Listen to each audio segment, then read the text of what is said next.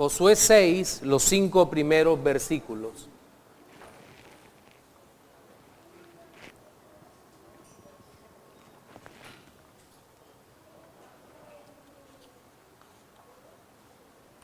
Dice, ahora Jericó estaba cerrada, bien cerrada a causa de los hijos de Israel.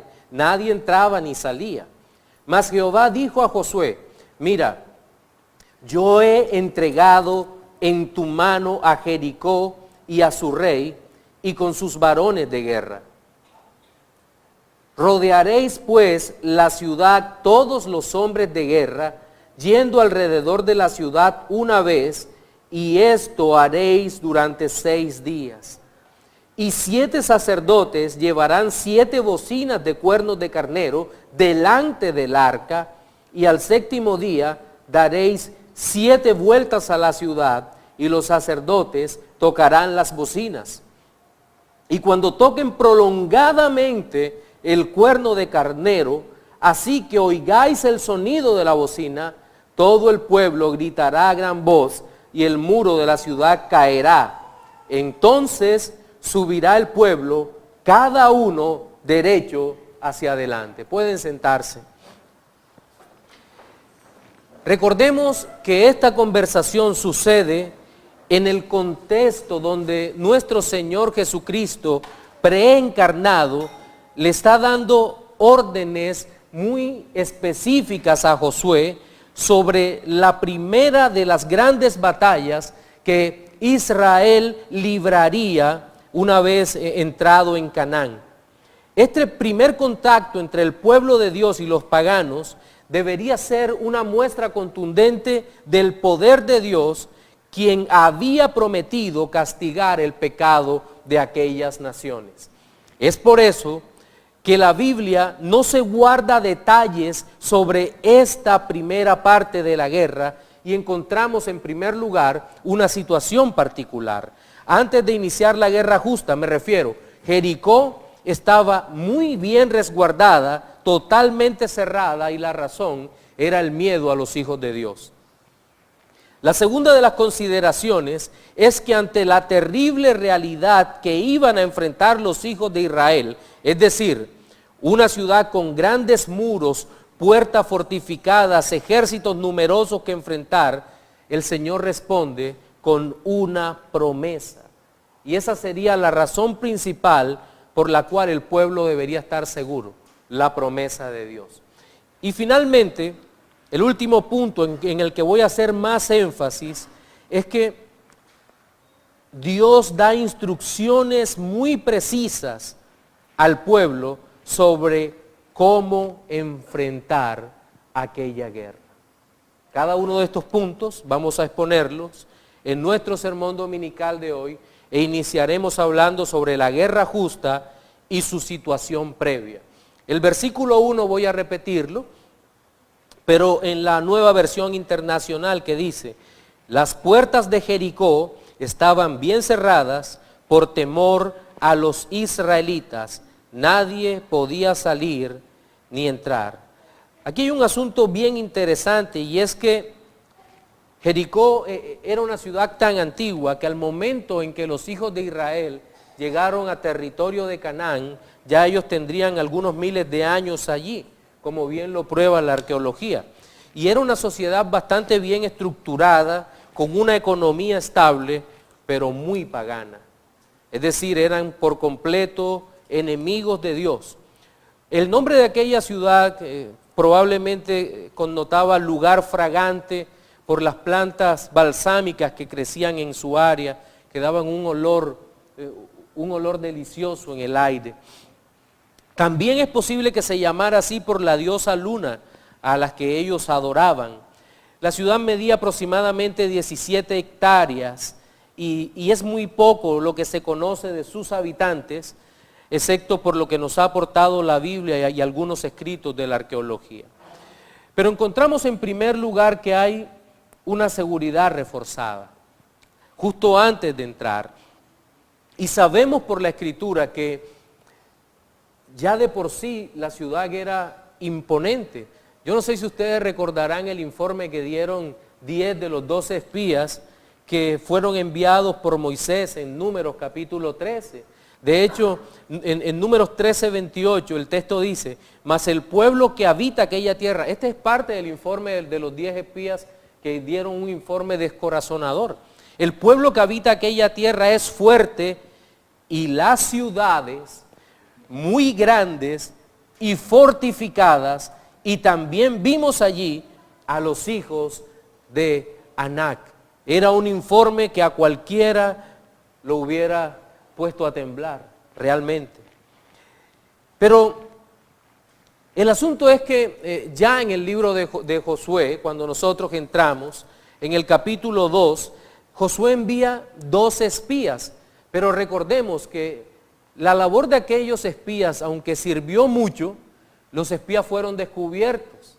Y a partir de ese momento, la seguridad de la ciudad fue redoblada. Es decir, trataron de encontrar o de colocar o de poner mayores obstáculos a los enemigos de Jericó. Es decir, estos hombres estaban llenos de temor, pero no estaban dispuestos a entregar su ciudad tan fácilmente. Entonces, pero la pregunta sería, ¿estos hombres tenían temor y esta nueva generación tenía temor también, o era la generación de la superfe? En ninguna manera. También tenían que tener temor, porque tener miedo debido al pecado hace parte de nuestra constitución como seres humanos.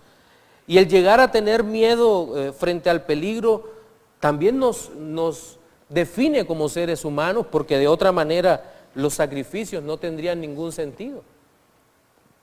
¿De qué valdría alguien sacrificarse por otros si no sufre miedo? Y el hecho es que los hijos de Israel tenían miedo frente a la guerra, pero en el nombre del Señor iban a luchar aquella guerra. Y esto es bien interesante. Y aquí hay uno de los aspectos que menos ponderamos del relato, y me refiero a la actitud de los creyentes, de los no creyentes frente al pueblo de Dios. Porque como hemos dicho, los creyentes sabían que tenían una guerra perdida y estaban llenos de desesperanza y de desánimo. Pero la pregunta es, ¿por qué luchar entonces una guerra perdida y una guerra para ellos del todo injusta? Yo creo que hay varias razones que la misma Biblia presenta y que nos hace comprender la actitud del pagano frente a la verdad de Dios mismo. Y esto lo puedo ilustrar usando un texto que se encuentra en el primer libro de Samuel, capítulo 4, versículos 7 al 9, y voy a leerlo para usted.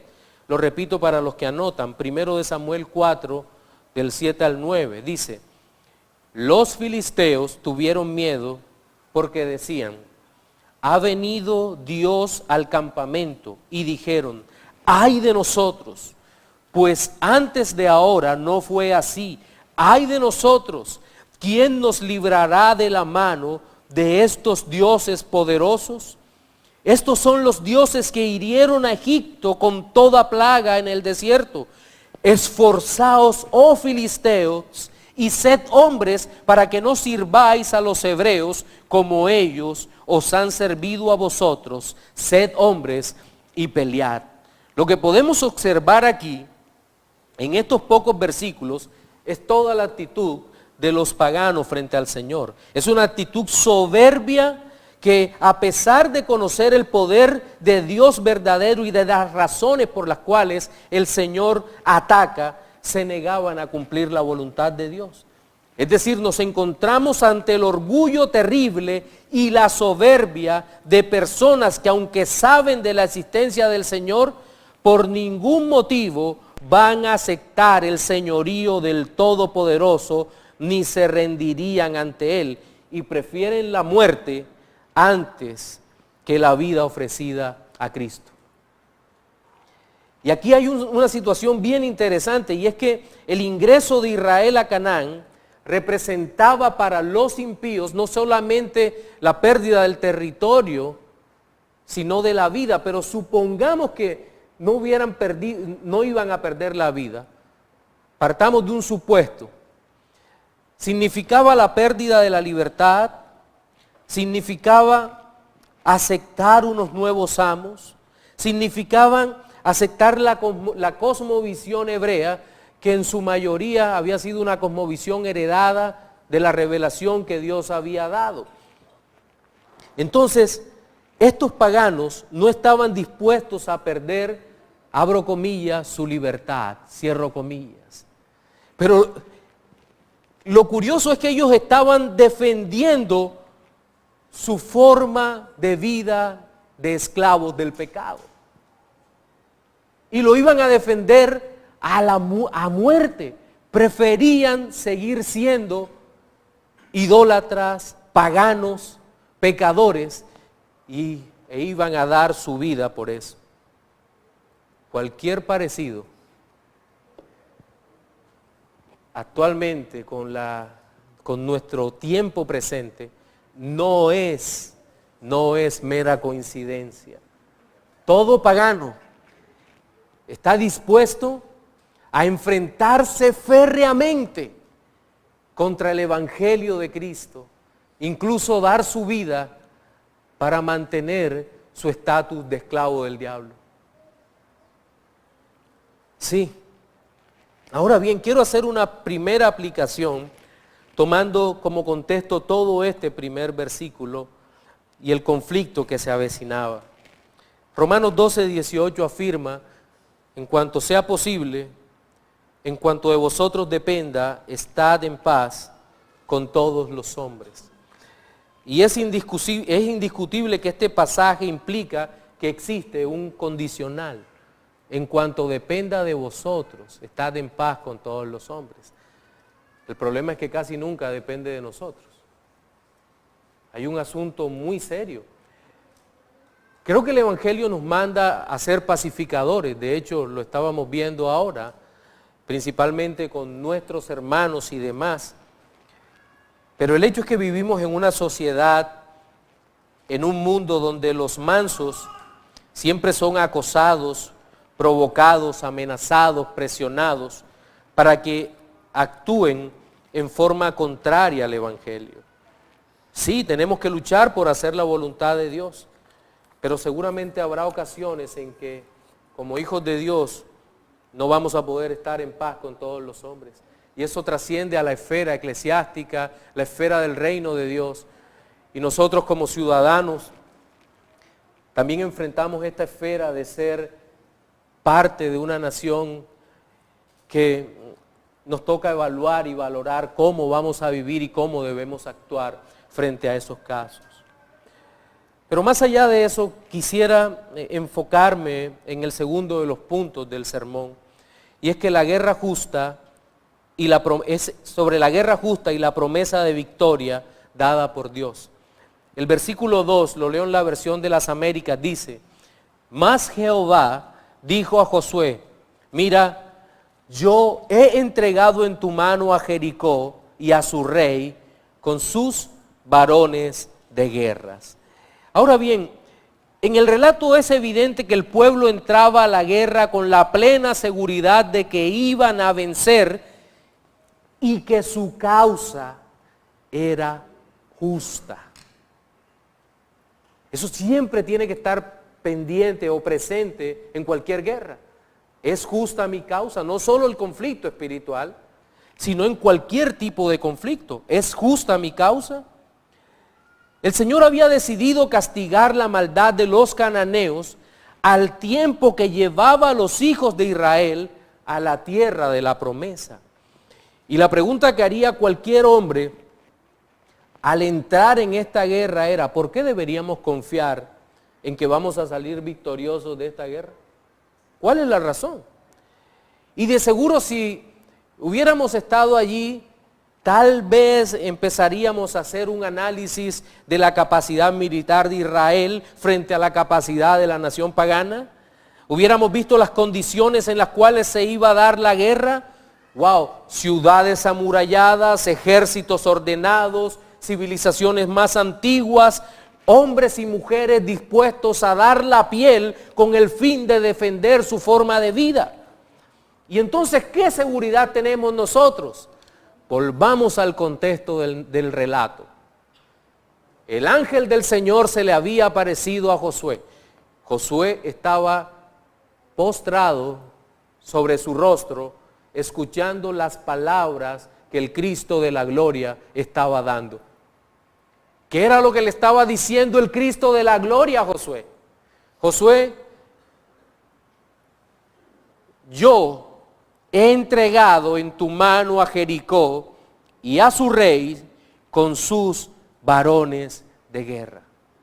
Dios estaba asegurando el resultado final de la guerra. Y esto es realmente maravilloso porque es saber el fin antes de que empiece todo el conflicto. Con seguridad podían marchar, con seguridad podían andar con plena certeza de que era Dios quien le estaba dando la victoria.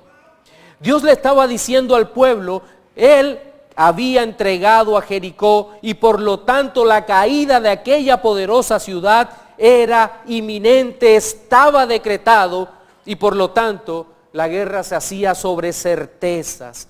El Señor daría la victoria. Me gusta un comentario que hace Francisco Lacueva en uno de sus comentarios exegéticos. Dice, Dios designó este método, el método que le había dado, Dios dio la promesa con el fin de engrandecer su poder, a fin de que Yahweh sea engrandecido en su poder, no en los instrumentos humanos.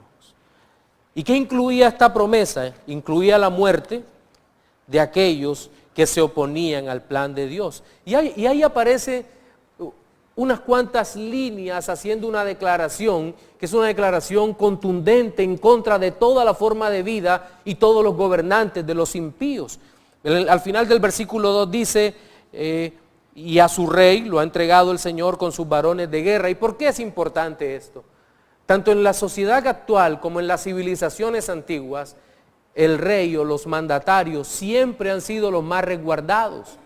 Han sido muy cuidados porque es como un juego de ajedrez. Caído el rey, caído el pueblo. Principio de la representatividad, principio federal. Si el rey cae, cae absolutamente todos. Es más, en las guerras antiguas se estilaba decir, no peleen contra chico ni grande, sino enfóquense en el rey. Es más, cuando nosotros recibíamos instrucciones contra guerrilla, siempre nos decían que los oficiales que iban al frente, en momentos de combate, debían ir sin insignias, que los distinguieran como oficiales, para que se confundieran entre los demás. Es más, casi nunca iba adelante, iba combatiendo, fuera quien fuera, iba combatiendo o podía combatir, pero nunca iba de primero, iba en cualquier otro lugar de la escuadra que iba haciendo el recorrido, que iba patrullando. Entonces, a los reyes siempre se protege de una manera especial y los reyes podían de alguna manera confiar en que iban a ser guardados por esa guardia personal. Pero Dios estaba diciendo, el rey va a caer, pero también van a caer los hombres de guerra. ¿Y en qué confiaban los hombres de guerra? Pues en sus armas, en su fuerza, en su inteligencia, en su experiencia, en su poder. Y el Señor les estaba diciendo, también ellos van a caer.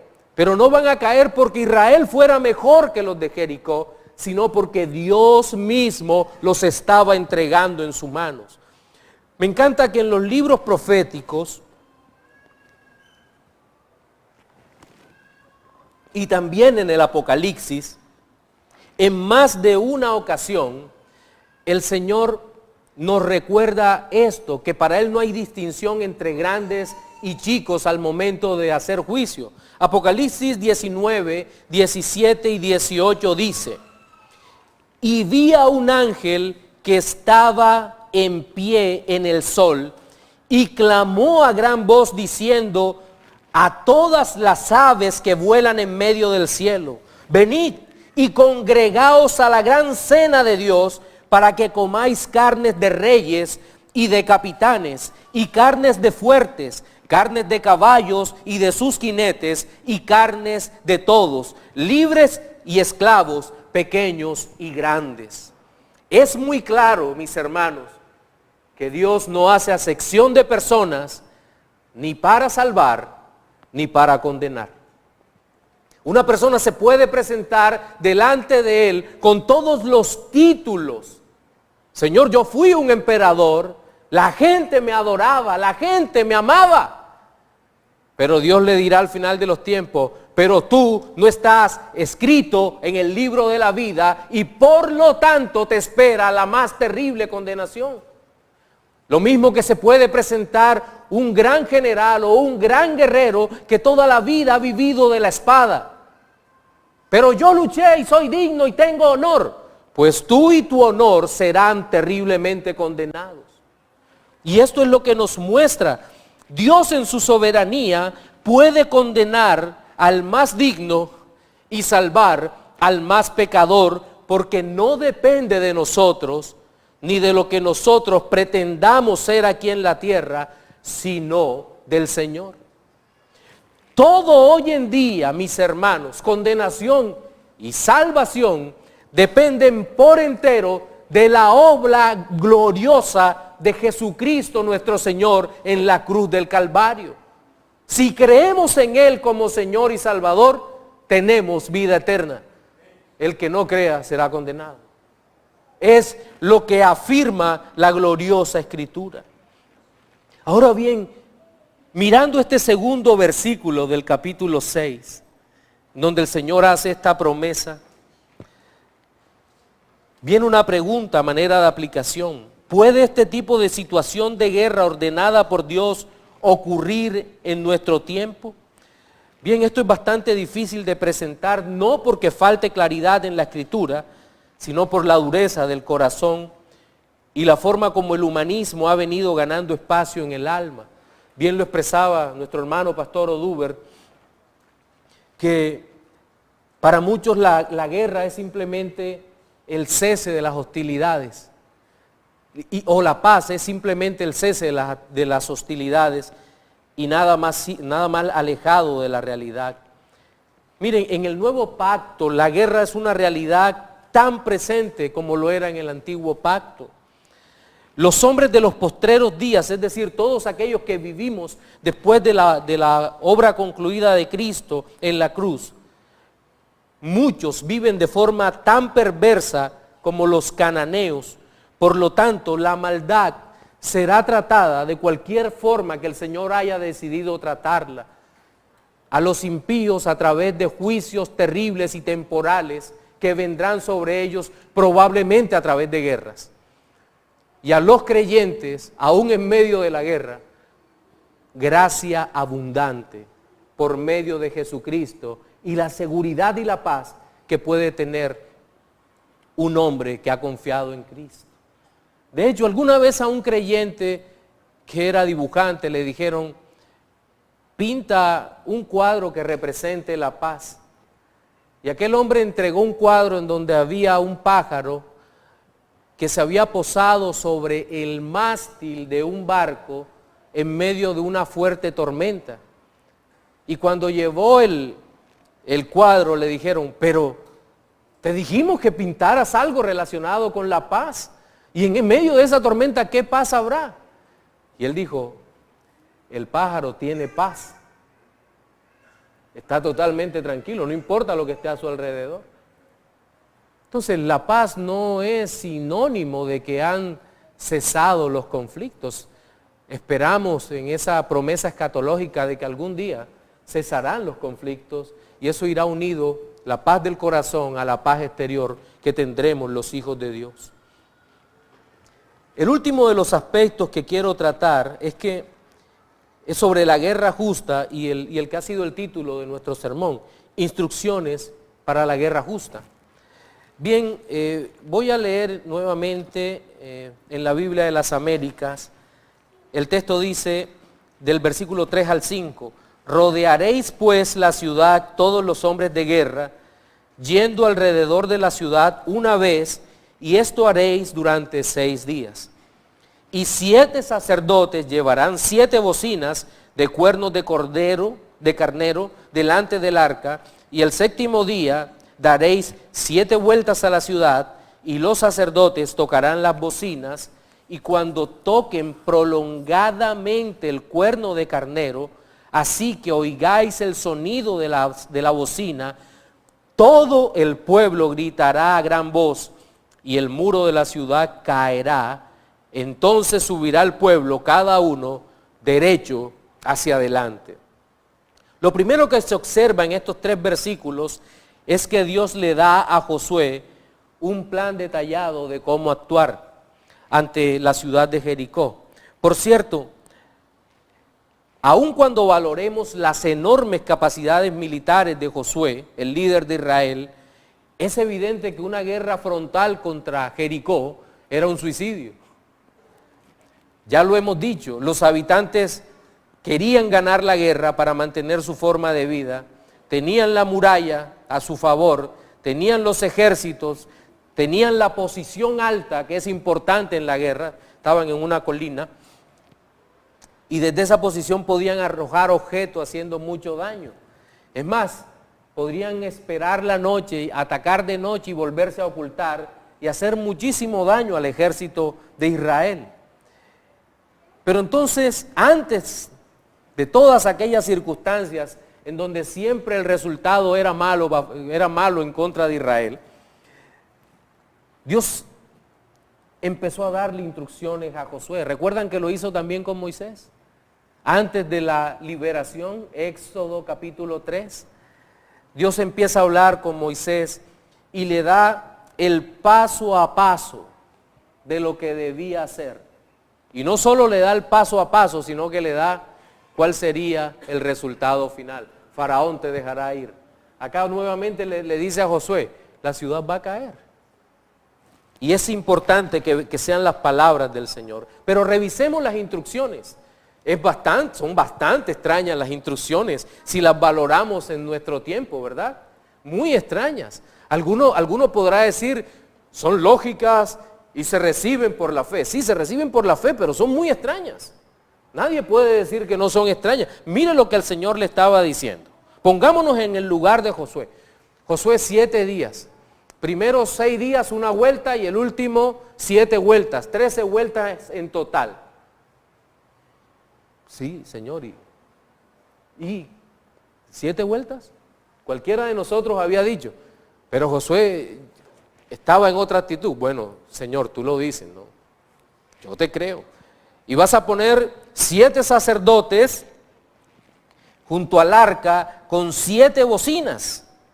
Y van a sonar los cuernos de carnero. En fin. Pero Josué, a diferencia de cualquier hombre, no fue tonto, sino un hombre sabio, creyéndole a Dios y entendiendo que quien lo estaba diciendo es el Todopoderoso. Es el Todopoderoso. Y lo que podía parecer una locura completa, Josué lo tomó. Josué no hizo aquella pregunta que alguna vez hiciera una mujer en un programa de internet cuando un pastor hábilmente le explicaba algo. ¿Eso qué tiene que ver? No, para nada. Josué lo que hizo fue creer lo que Dios estaba diciendo. Y creyó que Dios era fiel para cumplirlo. Matthew Henry decía, no había que hacer preparativos bélicos. Por el método nada corriente de dar vueltas alrededor de la ciudad, el Señor honró el arca como símbolo de su presencia y demostró que todas las victorias eran suyas. La fe y la paciencia de un pueblo fueron probadas y aumentadas. Miren los elementos litúrgicos que aparecen aquí. Primero aparecen los sacerdotes. Qué curioso. Estaba mezclado el elemento litúrgico con la guerra. Sí, estaba mezclado. Porque Dios tiene dominio en todas las esferas. La esfera estatal, la esfera litúrgica, la esfera familiar, estaban totalmente mezcladas para la gloria de Dios en ese momento, porque no se jugaba solamente una parte, sino toda la vida, toda la forma de fe delante del Señor. Y aparecen los sacerdotes que ministraban delante del Señor, pero también aparece el arca. Y esto es bien curioso porque sabemos que tipológicamente el arca representa la presencia de Cristo, el Señor, en medio del pueblo. No solamente el Señor que estaba hablando con Josué aquí al final del capítulo 5 y en el versículo 2 del capítulo 6 hablaba y daba instrucciones al líder de Israel y prometía su presencia, sino que de hecho su presencia, la presencia del Dios vivo, estaba representada allí en el arca, a favor del pueblo. Pero esa arca que iba delante de los sacerdotes a una distancia prudente del pueblo, era la señal para los incrédulos que el Rey, que el Dios Todopoderoso peleaba a favor de los suyos. Pero aparece el elemento de las bocinas. Y este es el símbolo de un juicio escatológico. Miren, no solo eran las vueltas, no solo era el arca, no solo eran los sacerdotes, sino que es obvio que aquí hay un juicio temporal en contra de los cananeos, pero que guarda relación con los juicios eternos y definitivos que Dios enviará al final de la historia a todo aquel que no quiera sujetarse o someterse al señorío de Cristo. Apocalipsis 8:6 dice: y los 7 ángeles que tenían las 7 trompetas se dispusieron a tocarlas. Es bien interesante, tanto en el Apocalipsis como en el relato de Josué, que no necesariamente pueden estar hablando de las mismas trompetas. En la antigüedad que estaban las trompetas litúrgicas que hacían sonar los sacerdotes cuando había alguna de las fiestas y demás. Pero estaban estas bocinas hechas de cuernos de carnero que eran más una señal de guerra. En Apocalipsis nosotros vemos que los juicios, por cierto, 7 juicios, son expresados una y otra vez con el número 7 en señal de ser algo completo y perfecto. Primero aparecen los 7 sellos, las 7 trompetas, para finalmente cerrar con las 7 copas de la ira.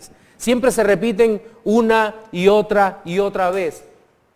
Juicios temporales que cuando unimos el texto entendemos que es una señal del juicio eterno del Señor. Miren, estas bocinas tenían unas notas agudas y sonarían una tras otras. Aquí no ocurría algo como lo que explican los del Discovery Channel y los del History Channel, que se tomaron el atrevimiento de decir que el sonido de la trompeta en un tono particular, junto al grito en un tono particular, produjeron que se resquebrajara la pared. Yo no sé si es más tonto el que lo dice o el que lo cree, pero el hecho es que eso es virtualmente imposible, derribar una pared con un instrumento como este. Aquí había algo sobrenatural. El sonido de la trompeta simplemente representaba algo de fe en lo que el Señor Dios Todopoderoso haría, porque Él es el Señor de toda la historia.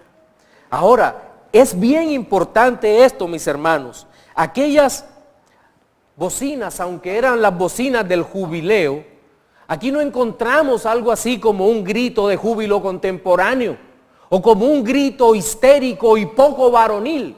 Aquí lo que encontramos es un grito de guerra de los varones de Israel que luchaban contra los enemigos de Dios en aquel momento y se levantaban en el poder del Espíritu Santo para destrozar el primer gran obstáculo que tenían delante de ellos. Es decir, mis hermanos, que este pueblo estaba respondiendo mediante la fe a las instrucciones que Dios les estaba dando. Ellos creían, eso es fe. Ellos creían lo que Dios les estaba diciendo. Miren, y creo que aquí es importante que nosotros tengamos esta consideración. La salvación por la sola gracia, se recibe mediante la fe. Si tratáramos de evaluar con los elementos actuales en qué consiste la salvación del hombre, seguramente empezaríamos a agregar uno y otro elemento, desde la vida física hasta las reivindicaciones sociales y materiales que el hombre cree que debe tener para ser verdaderamente redimido. Y casi todos esos elementos serían tomados o de la teología de la liberación, o de la teología liberal, o de cualquier idea contemporánea sobre la superfe u otra cosa. Hasta el punto que la verdadera recepción de la salvación mediante la fe por la sola gracia no tendrían participación en este mundo. Es más, el mundo de hoy dice, ¿cómo vamos a creer que un joven carpintero de Israel, que murió a los 33 años en una cruz, pueda ser nuestro Salvador?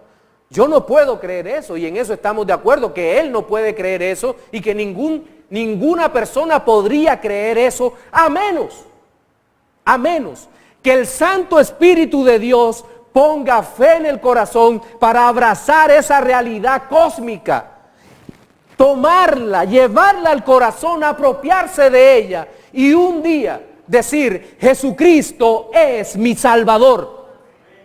Solamente, mis hermanos, cuando eso ocurre en nuestras almas, solamente ese glorioso día podemos ver la gloria, la hermosura, el poder, la gracia de Cristo manifestado en nuestras almas. Leyéndolo desde esta escritura, podemos verlo y podemos decir como millones de creyentes en todas las épocas, yo sé que mi Redentor vive.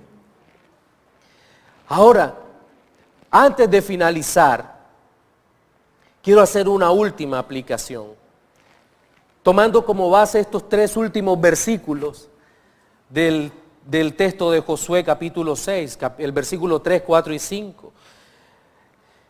Y la aplicación se basa en que muchas veces creo que nos han hecho la pregunta, ¿podemos esperar un plan tan detallado sobre nuestra manera de vivir? Es decir, ¿podemos saber paso a paso cómo debemos vivir en medio del mundo? Bien, esta respuesta no es para nada fácil y la voy a dar con respeto y temor. Creo que a nosotros nos vendieron, a la mayoría de nosotros, lo que hemos denominado la ilusión pentecostal de guía. Es decir, que Dios en cada paso de nuestra vida dirigirá audiblemente o a través de ciertas circunstancias lo que debemos vivir.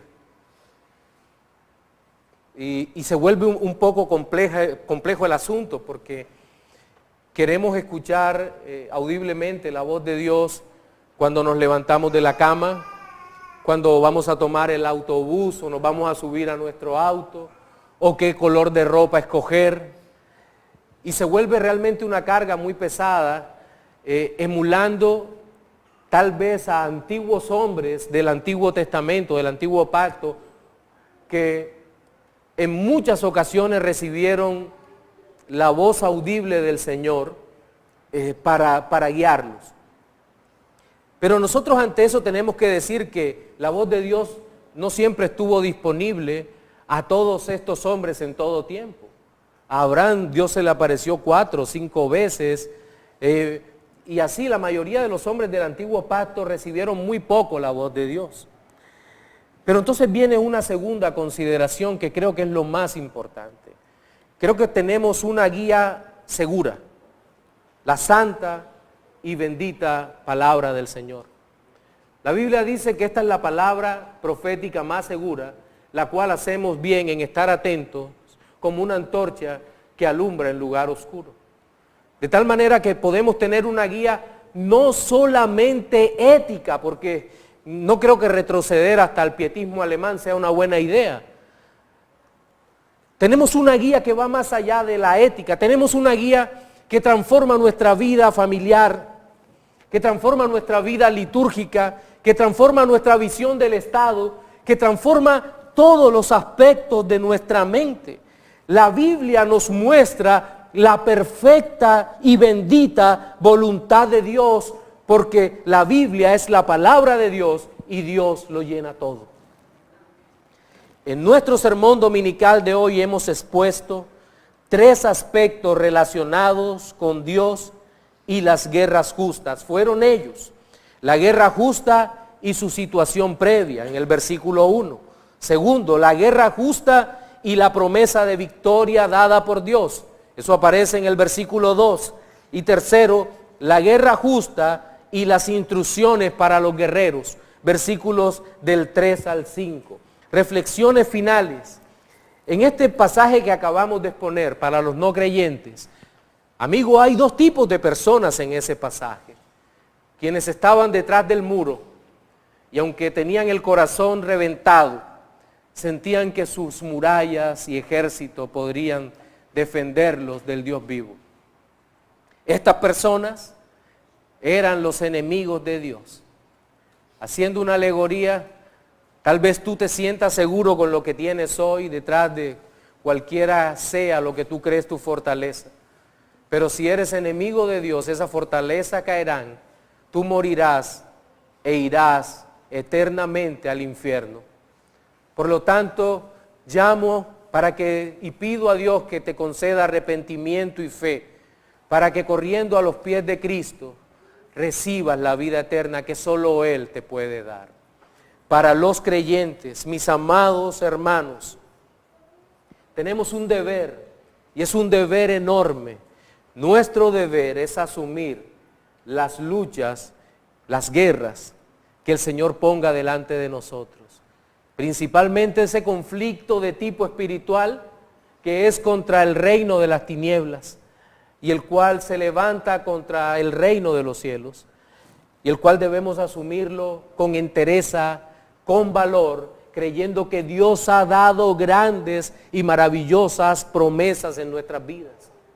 Peleemos la batalla que tenemos por delante, confiando en que el Señor derrotó a nuestro principal enemigo, pero también creyendo que al final de los tiempos nuestro pecado será totalmente erradicado de nuestras almas y que podremos vivir para siempre en la gloriosa paz que nos dé Jesucristo, nuestro Señor y Salvador. Amén.